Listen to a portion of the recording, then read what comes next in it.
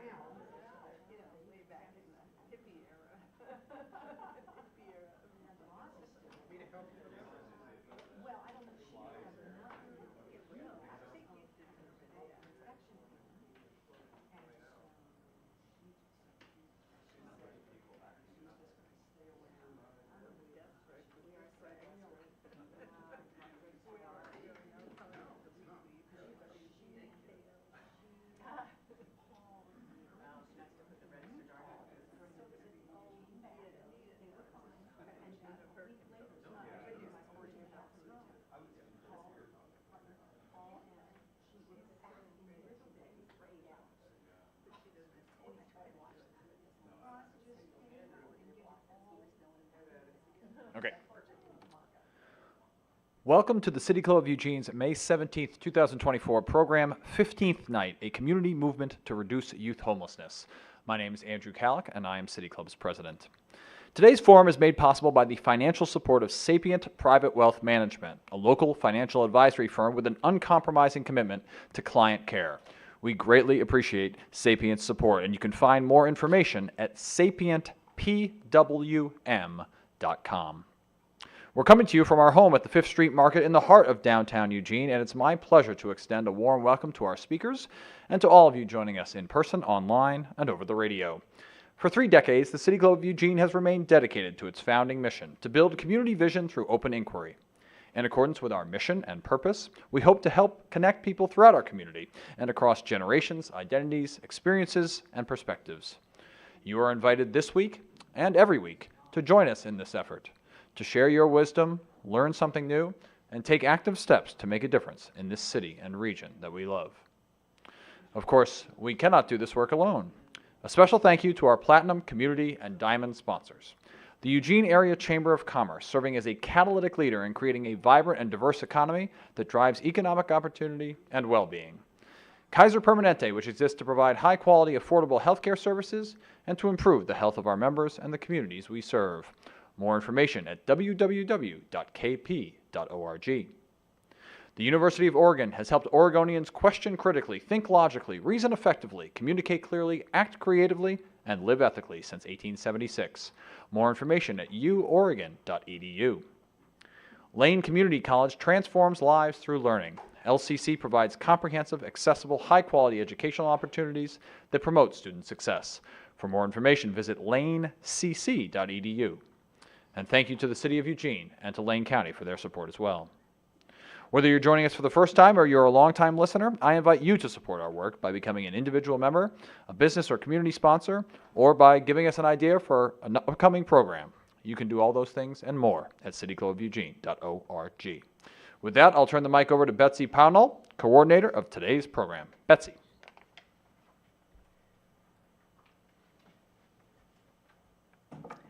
Thank you, Andrew. Hello, my name is Betsy Pownall, City Club member. 15th night. What does that particular night bring to your mind? If you've been on vacation for 2 weeks, it could be the night you're glad to be home. But what does 15th night mean to a youth whose housing is insecure?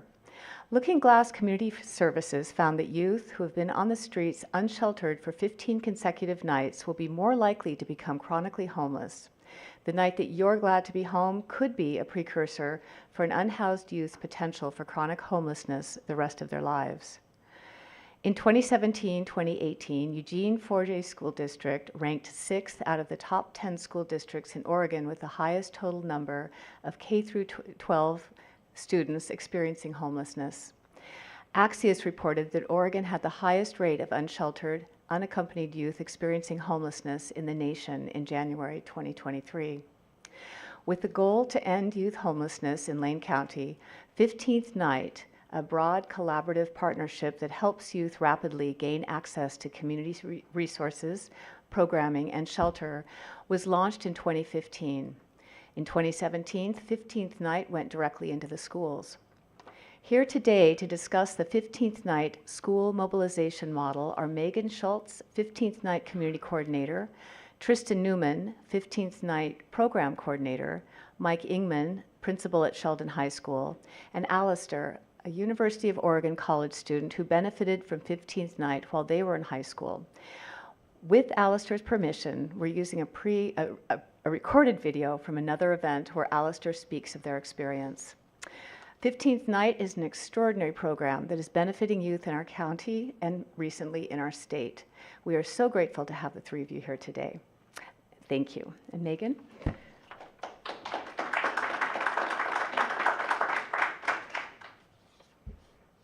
Yes, and thank you for having us and inviting us to talk about youth homelessness here in our community. Where do you even begin? When you think about homelessness, and if you're thinking about specifically youth homelessness, where do you even begin? And the more you read or learn or listen about that problem, that issue, I think what happens to most of us is we just become paralyzed. It's like information overload. We don't know where to begin. And thankfully, our former Eugene City Manager, John Reese, said, we just have to start with something. And what we need to do is we need to really have it be a community effort. We need to invite everyone to be part of the solution. And how 15th Night started then, when we talked about bringing the community together to address this issue, was forming a youth action council. What would it look like if we actually listened to youth who've experienced homelessness? We listened to them and then we acted upon what they said. So we created a youth action council that has youth who had dropped out of school and lived on the streets, students who are currently homeless, and then students who cared about the issue but never been homeless. And we brought them together and surrounded them with leaders and influencers and volunteers who were willing to listen to what they had to say. And one of the first things that we learned from listening to our Youth Action Council was there are many services out in our community to help youth, but the problem is that youth don't know where they are. They may be handed a card and said, here's the address of where you can go to get clothes or mental health services or food, and then they walk there, ride their bike there, take a bus there, and the place is closed. The wrong hours, wrong time, wrong day, or we're out of those things that you said that you needed. And the other thing that we learned from youth is that they said they're only going to ask once because it's scary to ask for help. So if you think about your own self, and most of us don't like to ask for help. So you have a young person who gets brave enough to ask for help, and then they get handed information about some resource, and they get there, and that resource isn't available. And they're most likely not going to ask again. So they're going to start asking the wrong people. So we asked the Youth Action Council, well, what do we do about that? And they said, well, we want to create a survey, and we want to take it out onto the street and into the schools, and we want to ask what resources and services may have helped you if you were navigating homelessness to stay engaged in school and not end up on the street. Or if you ended up on the street, what resources and services may have helped you get off that street quickly? So the Youth Action Council created a survey. They took it out to youth and the adults. We took it out to schools and service providers and anyone that we thought was having interactions with youth who were navigating homelessness. And we came up with 65 different things. So it's the easy stuff: food, shoes, clothes. And it's the hard stuff: housing, family mediation, drug and alcohol treatment, and then everything you can imagine in between.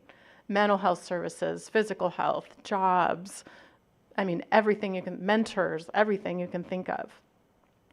So the adults then went out and we shared that list with our community providers, so service organizations that were here in the community that may have provided something on that list. And we said, do you do anything on this list? You may not do it for a youth who is homeless, maybe you do it for somebody else, but would you be willing to do it for a student who's navigating homelessness? And I've lived in this community for a really long time, and I was a director of a nonprofit for a really long time before I joined the 15th Night. And I'm so proud to say that every single organization that we went to with the list, but empty-handed, we didn't have any money, just empty-handed, every single organization in our community said yes. We want to be a part of the solution, and we want to offer what we can to students in our community that are navigating homelessness. And that's what then created a network for us. So we have a network of about 45 different organizations that help provide different types of resources and services for students and youth who are navigating homelessness. And I like to often say that we need everyone to play in the sandbox. Everyone is welcome and needed to play in the sandbox, and my job as the coordinator is to figure out how to plug you in, because we need you. So that network grows every time an organization or somebody hears about what we're doing. And I also like to say they're the likely and unlikely suspects in terms of organizations. So one of our organizations that stepped up right away was Junior League of Eugene. They said, what do you need us to do? We want to help. And we learned that students who are navigating homelessness, who are in school, need to have their Oregon ID in order to take their GED or to get a job. And to get your Oregon ID, you have to have your birth certificate, your social security card, and at that time, $44.50. So we got 3 barriers right out of the gate. And so we trained Junior League of Eugene to figure out how do you get the birth certificate, social security cards, and then they actually paid for them at the time. So when we had a student that needed that, we just asked Junior League. So when I say everyone is welcome and needed to play in the sandbox, I'm serious. It's everyone. It's all of us. We reached out to our tech community because we were like, hey, we got this network of resources and services. We know what the youth are asking for, but how do we connect them in real time? We don't want to hand them information that's the wrong address, wrong time, wrong organization. How do we connect them in real time to that resource or service that they need? And our tech community here in Eugene created for the 15th Night some technology called the Rapid Access Network. We call it the RAN for short. It uses a text message and an email to connect that student or youth out into the network for something that they need. So for example, if you have a youth who needs shoes and mental health services, an alert can go out into the network to any organization that does shoes and mental health services. They're going to get that text message and an email. But if I'm an organization that does employment or food, I don't get the alert. I only get the alert for the things I said I do. So hundreds and hundreds of alerts go out every year here in our community that's connecting these youth and students in real time to those resources and services. When we got that all up and running, and I have to say, this all happened really quickly. This was not like years and years and years of like talking about it, thinking about it, strategizing about it. Like the minute we put together that Youth Action Council, from the time we put that together in 2016, that RAN was launched at the beginning of 2017. So we got that done super quick. And then we said, okay, well, we got that. Now what? What's the next thing? And the Youth Action Council said, well, we need to get into schools and we need to help people understand what's helpful and what's hurtful when you're navigating homelessness as a student. Things like, I'm walking down the hall and I can hear people whispering about me because I haven't taken a shower in 5 days, and they're telling, I can hear them say that I smell, or she's wearing that same outfit for the last week. And sometimes those comments are the last straw. Sometimes that is what a student's going to say, I'm out of here, forget it. I'm not going to listen to the whispers, I'm out. The other thing I want to say is many times the students who are navigating homelessness are hidden in plain sight. You could not point them out if I lined them up. You would not be able to tell which one was homeless. So they're right there in front of us and we don't even know it. So we got into the schools and right away we realized that whatever we did in a school had to be for any student who needed anything for any reason.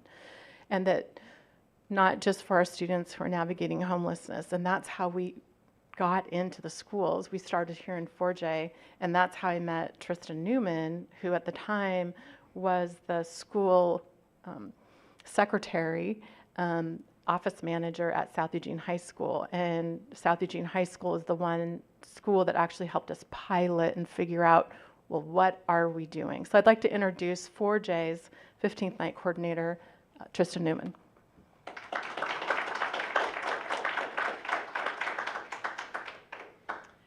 So first, I just want to thank everyone for having us. It's going to be hard to follow Megan because she's phenomenal at this. So like Megan said, I at the time was the office manager when 15th Night came and had this idea. They said, we don't know what it's going to look like or how to build it, but we know it's important.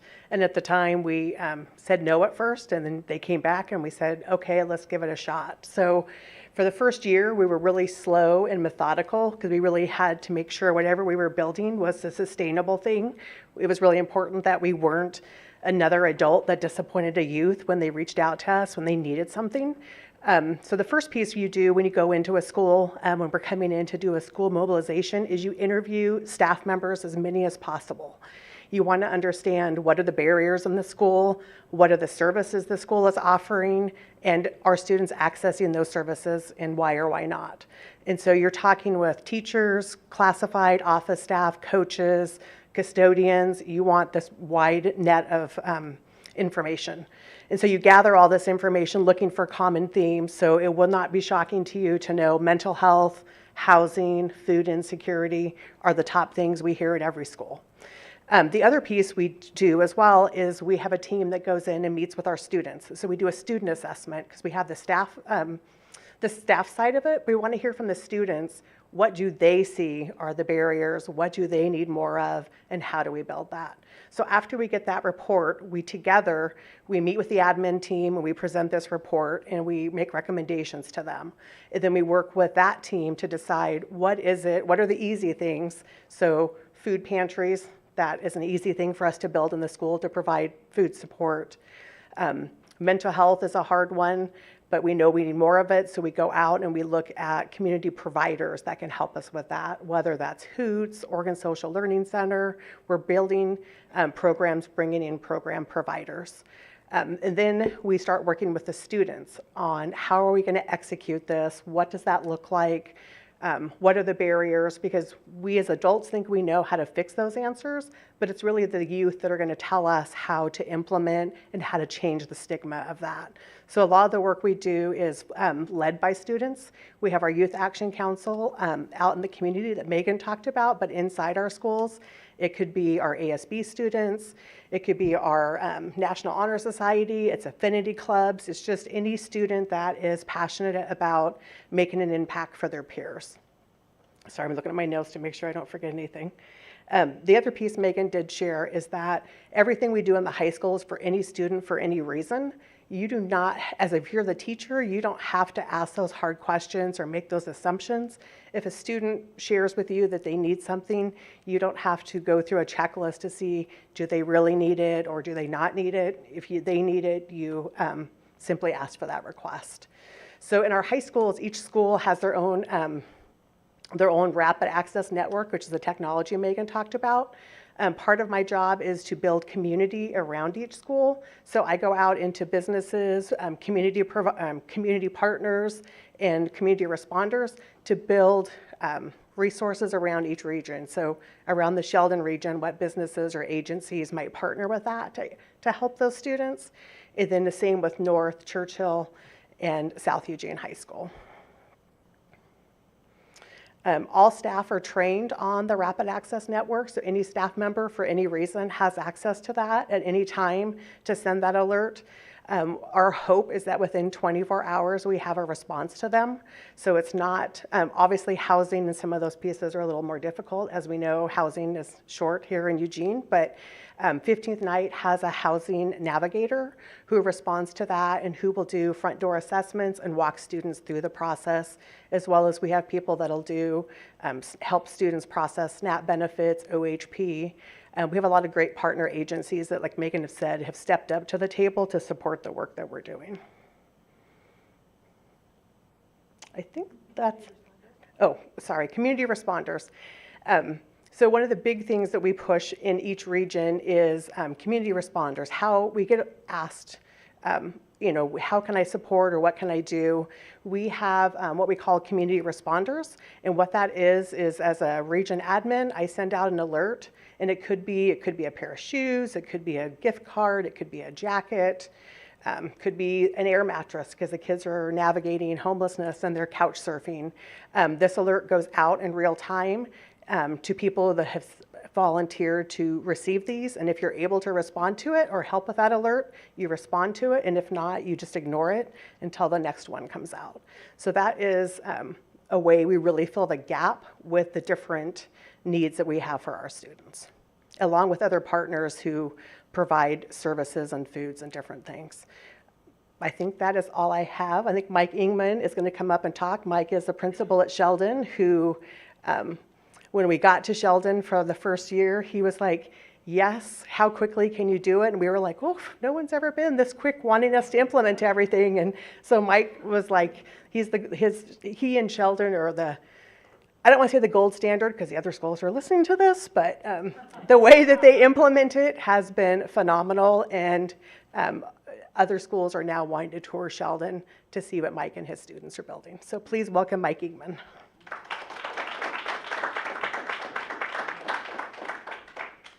Thank you so much.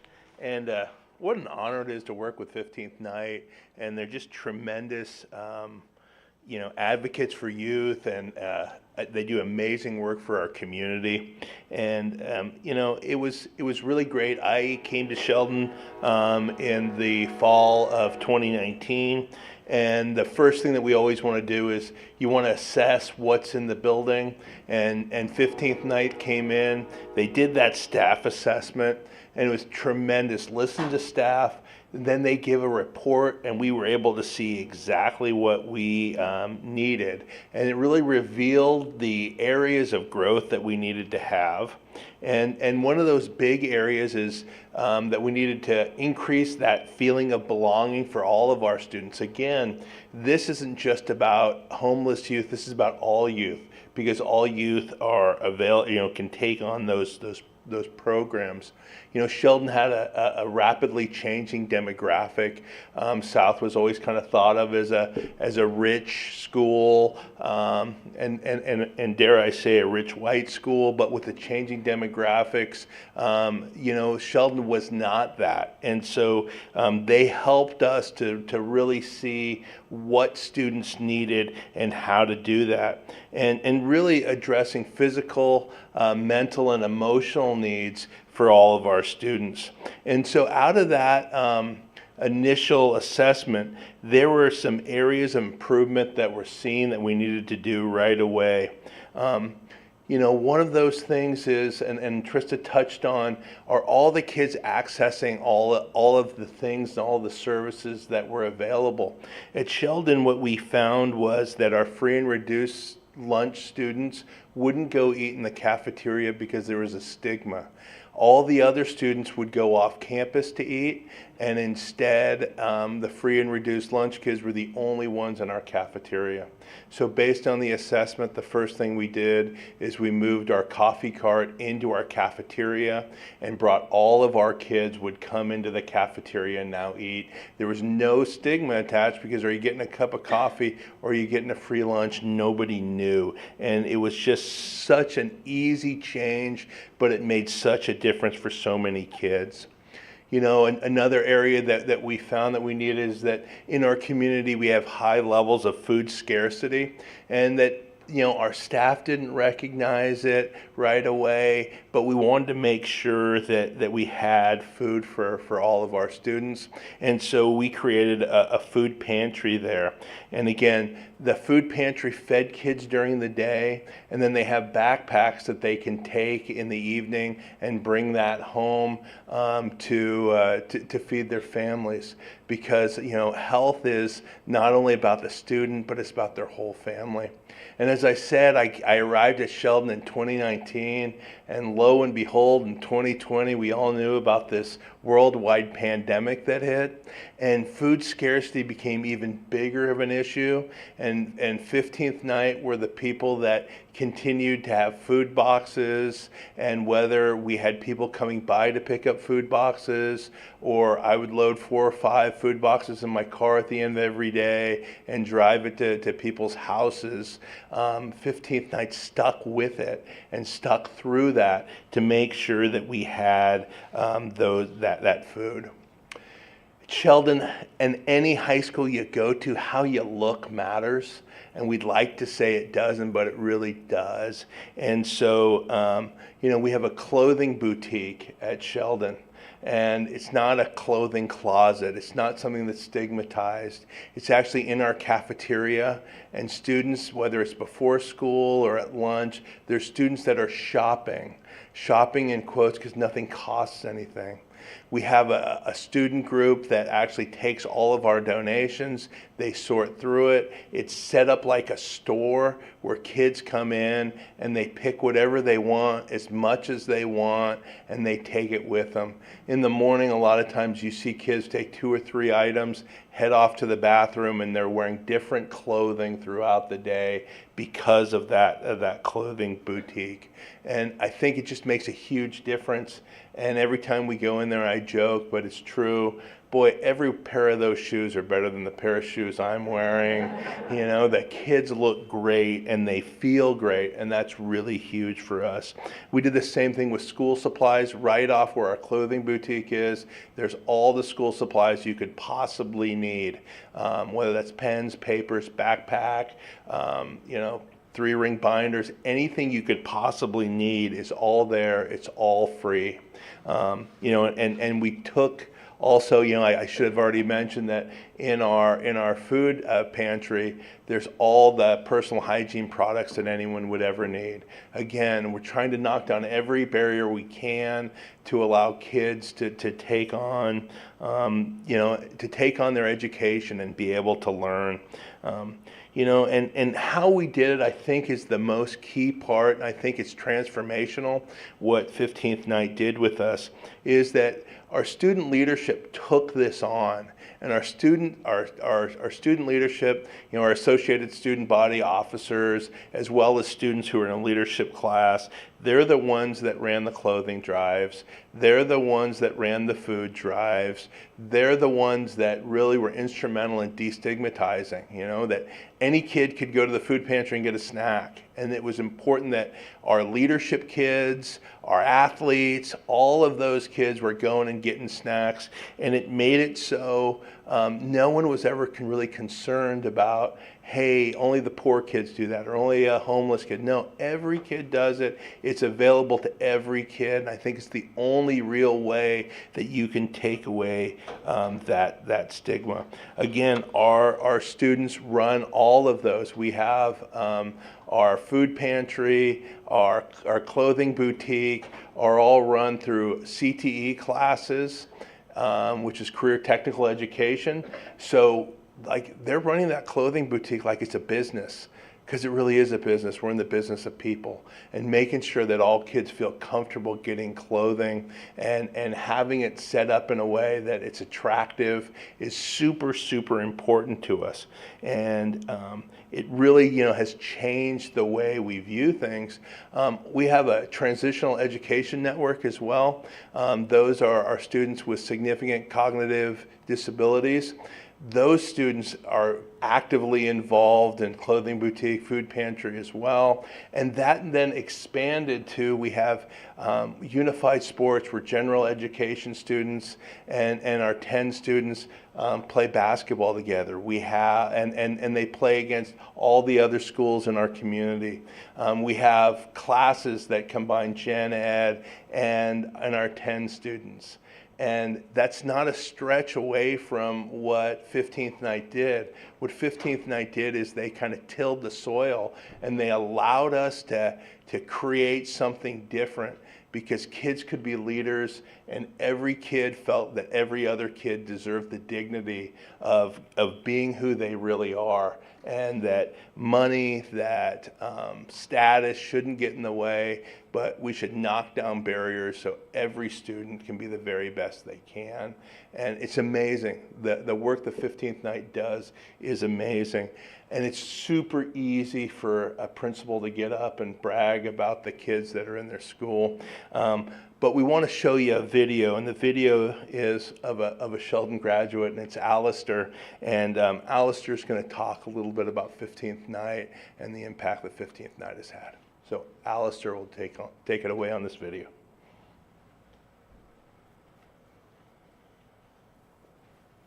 Youth Action Council. I joined in November of 2018. Some of you may recall that a few years ago I had the privilege of sharing my story during the 15th Night celebration in 2019. Today, I'm here to provide an update on my journey. For those who are unfamiliar with my background, let me offer a bit of a refresher. My life has been shaped by the struggles of my mother, who battled addiction and drug abuse. As a result, I found myself navigating the turbulent waters of the foster care system. Around 6th grade, it was when I left my mother's apartment and sought refuge with my sister. During this time, fate introduced me to Letty, another YAC member, whose positive influence helped mold me into a better person. However, life continued to throw challenges my way. Toward the end of 7th grade, my sister faced eviction and I moved in with my aunt. The living conditions remained far from ideal. Our house was overcrowded and I spent my initial months sleeping on the floor. To complicate matters, my aunt's rules dictated that I couldn't enter the house when she was away. This occasionally left me seeking shelter at the park or outside the local high school. By 8th grade, circumstances took a darker turn. I was kicked out, leaving me homeless and devoid of basic necessities.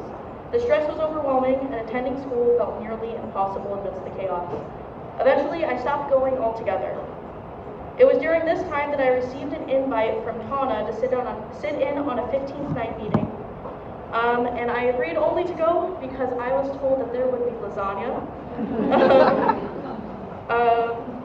This meeting changed my life, though. It opened my eyes to the opportunities and possibilities available to me through the resources in the community. Using these resources, after 3 months, I finally decided to return to school. And this is kind of where my journey stopped when I gave my speech in 2019. What happened afterwards is some of the most critical points in my transition, because that's when a beacon of hope emerged, an opportunity many in my position wished for but never received. A compassionate teacher stepped into my life who offered me more than just a place to stay. She and her husband welcomed me into their home, and in doing so, they became my family. Their kindness transformed my existence. No longer did I face the harsh winds of uncertainty alone. I had a warm hearth, a supportive environment, and a chance to rebuild. For 5 years, I called that place home, a sanctuary where growth and education intertwined. And then, just as the summer passed after my graduation, I stepped out into the world, carrying with me the resilience forged through adversity. I secured my own apartment and embarked on a new chapter at the University of Oregon, balancing work, classes, and the ebb and flow of life. I continue to move forward, fueled by the lessons learned and the unwavering support of those who believed in me. Today, I share my story not as a tale of despair, but as a testament to resilience. Despite the hardships, I've learned that adversity can be a stepping stone for growth. The 15th Night community has been my anchor, a place where compassion, understanding, and hope converge. As I stand here, I want to express my gratitude to each and every one of you for being part of this journey. Thank you.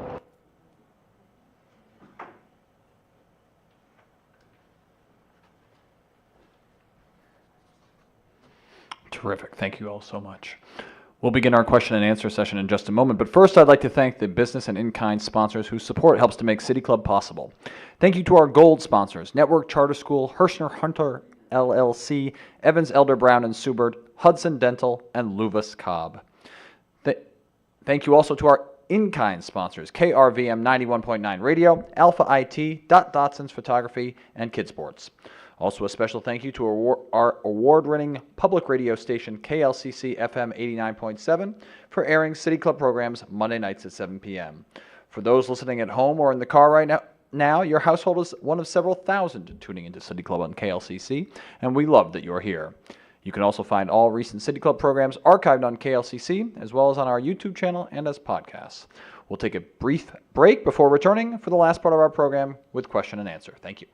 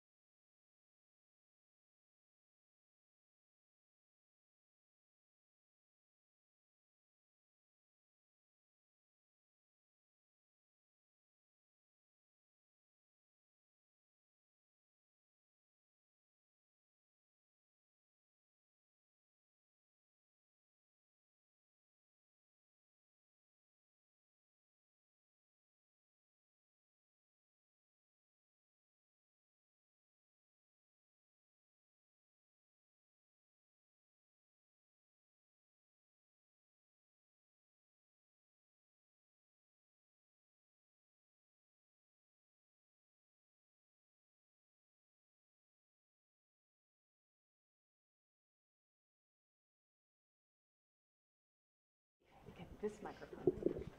There you go. Great, thank you. Question is, there are a number of organizations in the community providing a variety of youth support services. So how does 15th Night add value in this youth space?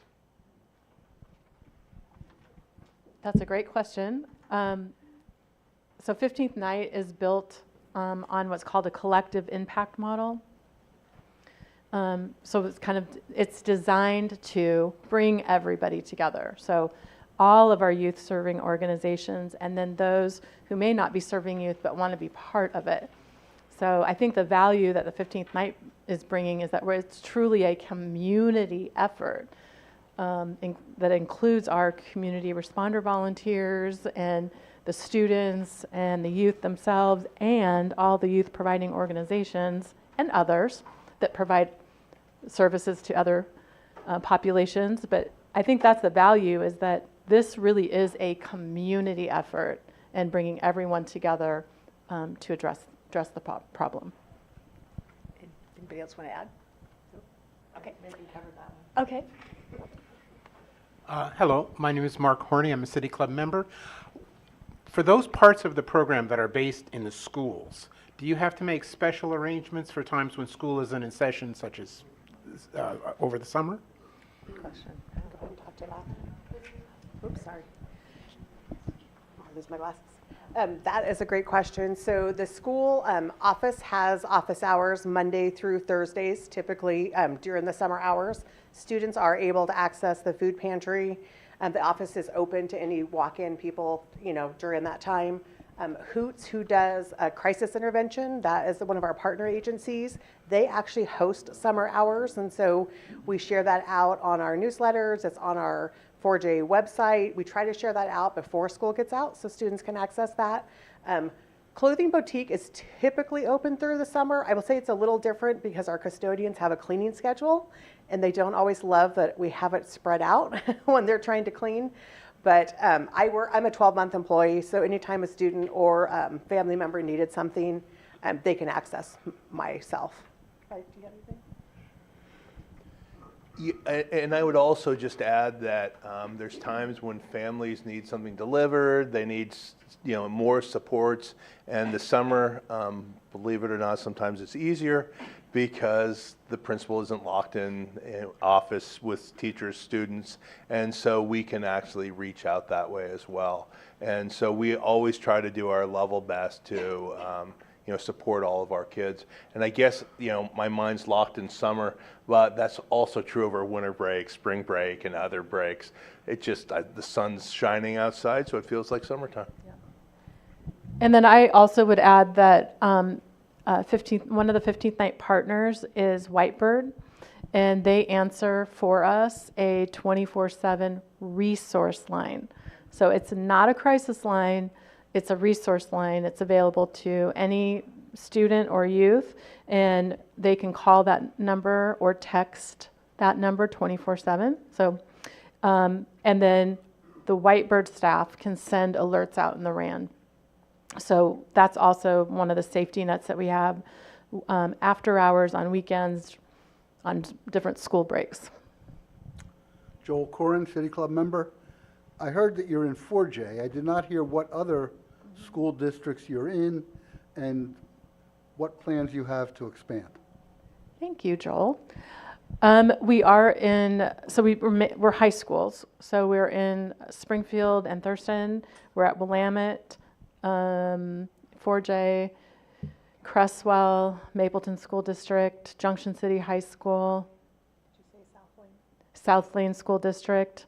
No, not at Hamlin. And we just were invited to go to Beaverton School District. We just finished doing those school staff and student assessments at Aloha High School. Sharon Reed, City Club member. 2 questions, though. Can you share some of the circumstances that are leading these teens to homelessness? I, hear different ones. And then Mike mentioned about the changing demographics, and I'm curious if you can expand on how you're seeing the demographics changing in the Eugene, Springfield area. You want to answer that first? Yeah, I can start there. So, Sheldon has increasingly, and part of it is how the district is zoned, that where it used to be all just homes, now we have more apartments, and so that has led to a greater disparity in terms of socioeconomic status.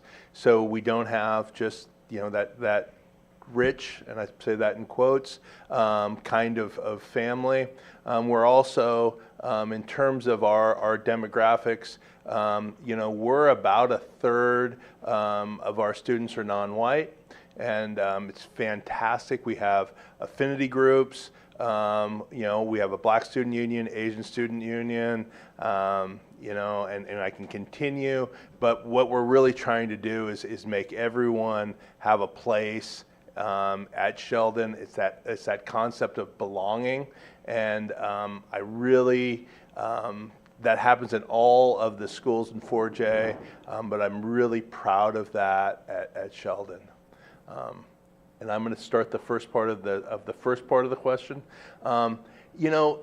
Homelessness is an interesting thing.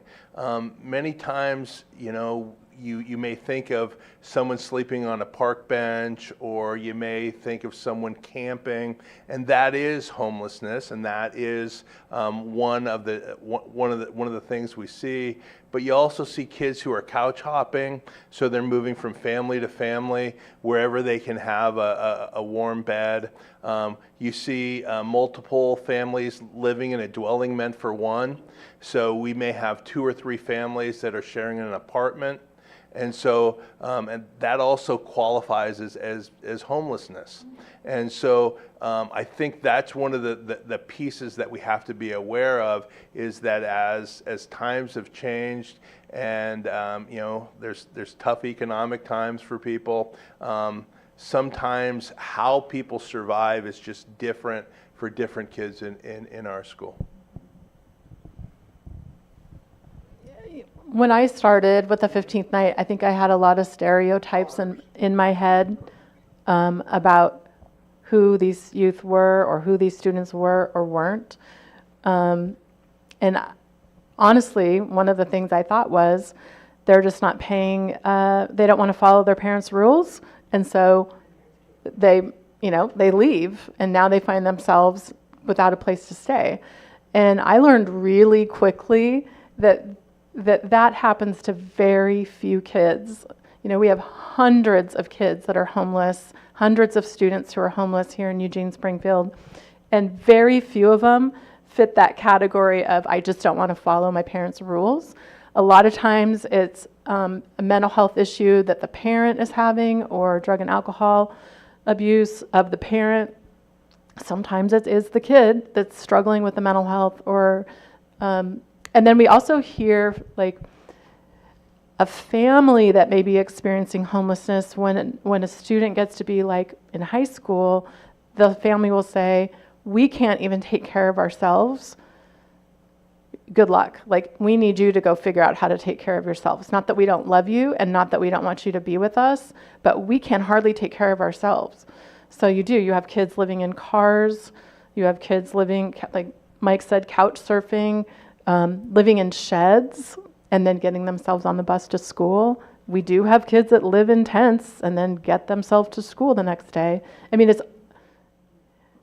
everything you can imagine, but it is not what I imagined it to be when I first started the work. Oh, did you want to say anything? Okay. I think Megan covered most of it. I definitely think mental health, drug addiction for families and or students is that's a big reason, as well as the economic piece of that. I'm Martha Ravitz, longtime City Club member. I want to thank you all for your really vital, important presentations and information. You've all mentioned, or most of you have mentioned, that housing is the really hard piece to fix. And considering the name 15th Night, that if a student or young person gets to that 15th night, it's much harder for them to be back into housing and the usual system for students.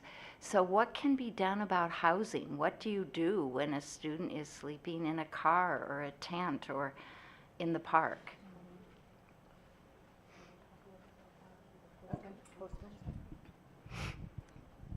Out of all those resources that we talked about at the beginning, the 65 things, that's the one that we can't crack. We as a community can get you everything else that you need, any service, any resource. We can as a community can come together and get that for you. What I can't promise, what you can't promise, is housing. So we have a emergency shelter, Station 7 here, but there are 13 beds at Station 7. There are hundreds of kids. So we have one emergency shelter. They just opened what's called a peer shelter, and those are for youth that are more, what I would say, street impacted. They've gone past that 15th night, but they have what's called the peer shelter that Looking Glass just opened up. And then our community did get some money that we could work with different organizations to create what they call transitional housing. So there are more of those things. There's not enough. I would say the quickest fix is a program called Host Homes. So there's a program that A Family for Every Child manages. It's a national program. It's called Host Homes. And that's people who have a room that is available in their home. And it could be, I have it for 7 days, I have it for a short amount of time because this kid all of a sudden found themselves out and we got to figure out what's their long-term strategy. So, or we have students that are living in host homes until they graduate from high school. So the quickest, most affordable fix that we can do as a community is for people to step up and volunteer as a host home. Host home was what I wanted her to mention.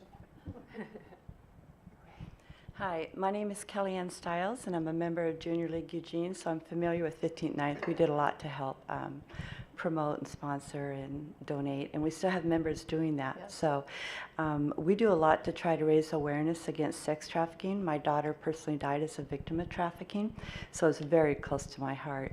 And one of the things that we've done is volunteer at Hosea Youth Center. Mm-hmm. So I have 2 questions for you. Number 1, how many of your staff are educated to the red flags of sex trafficking? Number 2, how many of the students will actually kind of reach out and say, I'm a survivor of sex trafficking, can you help me specifically regarding that? Because, for years I realized everything the community is doing, it helps most of them. But if we want to go further, we need to be educated as the community about the red flags of sex trafficking and build up extra resources for their specific needs, like wraparound services. Yes. And thank you for all you do. Yes, yes, sex trafficking it's real, and we don't want to believe that it's real right here in our own community. I'm sorry about your daughter. Well, 15th Night, we don't provide direct service. I'm coordinating the 45 organizations like Hosea, like Looking Glass, like Ophelia's Place, like Junior League, all those organizations that are coming together. So they have their staff or volunteers, and what my job is to support them, make sure that they have what they need to do what we all need them to do on behalf of these youth.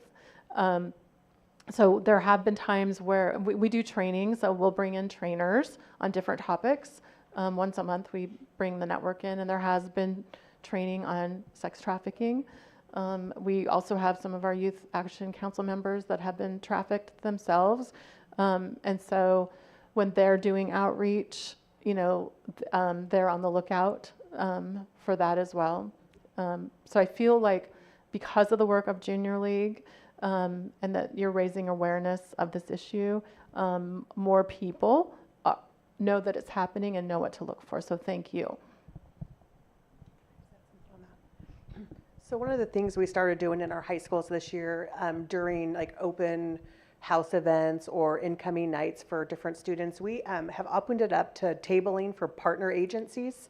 So we've had SAS, we've had ODHS, we've had, I'm gonna draw a blank now, like YMCA, but all those different agencies that do that work. So SAS is part of one of that, who comes and does tabling, and we recognize that no student at that moment is going to go up to that table to identify that, but they have materials out there.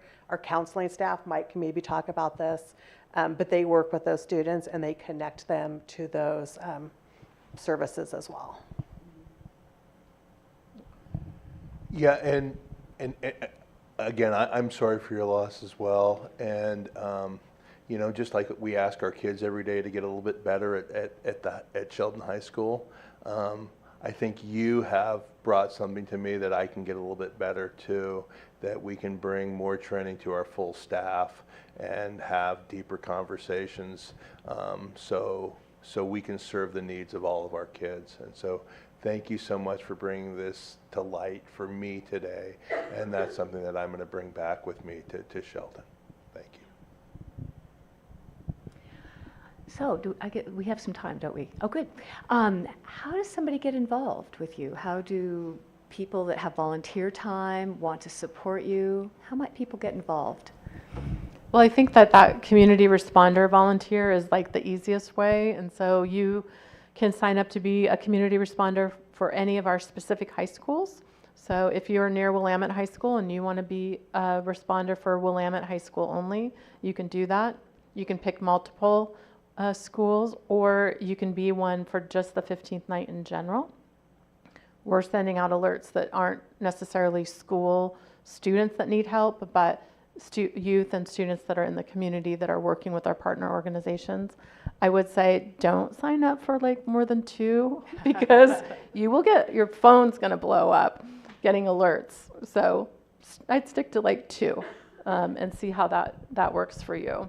And that's really for 15th night specifically, and the work we do in the schools, you know, that's the best way to volunteer for the work. And then I would say any of our 45 partners, like you mentioned, you were at Hosea, all of our partner agencies need help.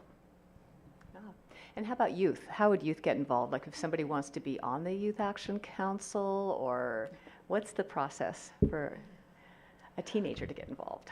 Well, so I'll let you guys talk about what happens in the schools and students wanting to be involved. So Youth Action Council, they've been meeting since day one. We have some kids that are actually aging out, like that are now 23, but were 15 when they started. They meet twice a month, and they do a lot of work. They've done a lot of work. They continue to do. One of the things that they did was come up with how do we, if somebody wants to be a part of the Youth Action Council, they have like a job description, a application, and they have an interview process. They take their work very, very seriously. Most of the time, to be on the 15th night Youth Action Council, it's coming from a referral from one of the agencies that say, this kid would be awesome on the Youth Action Council. So most of the time for us, it's a referral coming from one of the agencies, but it looks different in the school. Yeah, and Megan mentioned the Youth Action Council for 15th night.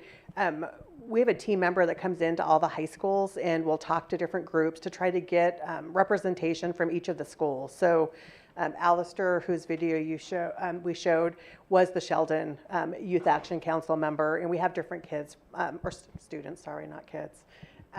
But for the schools, any student can be involved. I will say at Sheldon, where Mike has built it into the CTE classes, CTE class is the easiest way to do it. So if you want to do coffee cart, the food pantry, or different ways, but you're not committed. I mean, you don't have to join that class because a lot of our students are filling up their schedules with statistics and all these crazy classes. At the other schools, it's clubs. It's club-based. Churchill, any student who wants to become involved, they kind of know who to go to at the different high schools, and they coordinate with me, and then we work to have them support the work they do. And for some students, it could be food pantry, it could be clothing, it could be mental health services or mental health fairs and different things. So we brainstorm with the students to hear from them what it is they think is important, and then we work with them how to best meet those needs. And I would just throw in one more that on top of those classes that you can take at Sheldon, if someone's in leadership, someone's in ASB, they're a part of it. But we also have all of our clubs that are super service oriented.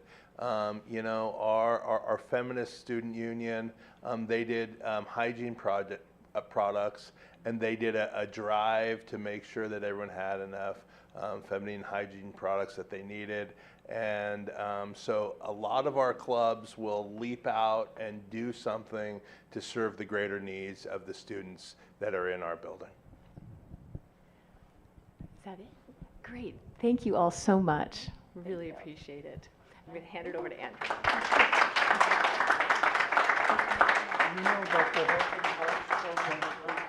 Thank you all. This has been our May 17th conversation at the City Club of Eugene. Next Tuesday, tomorrow, if you're listening on Monday night, it's Election Day. So if you haven't already, read up on the issues, read up on the candidates, watch our City Club forums that we've been having throughout the election cycle, download the podcast, run around all weekend listening to them, and get your ballot in by Tuesday at the latest. In honor of Memorial Day, we will not be meeting next Friday, the 24th, but we'll be back on May 31st right here at the Maple Room for our annual meeting, in which you will meet some new board members for City Club and also celebrate our annual Turtle Awards, where we recognize those who have stuck their necks out, get it, turtles sticking their neck out, to make Eugene a better place to live. Have a wonderful weekend, and see you all soon. Thank you.